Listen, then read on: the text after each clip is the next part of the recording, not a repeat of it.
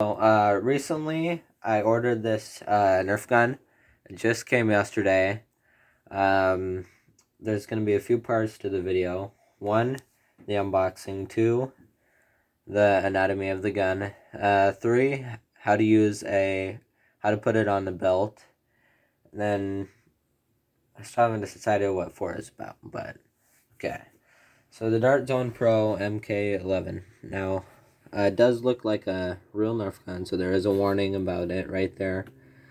And plus, keep in mind I already opened this, but I just put everything back in its place. So when you open your box, you'll get the instructions, and then you'll get the email card. Do not return to store. Email for questions about your product. See? So here's the instructions. The instructions is a page long. Just fold it in half.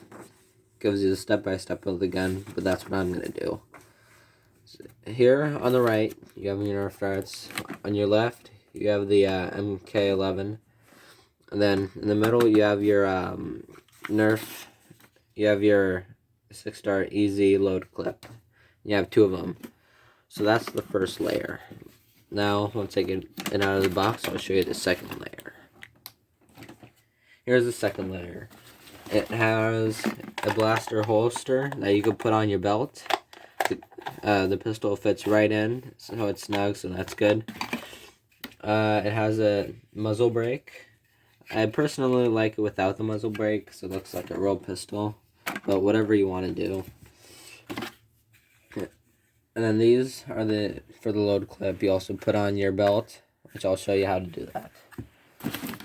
So let me get the box out of the way. Let's go to the first layer. So here's a pistol. Okay, actually, you can end that video.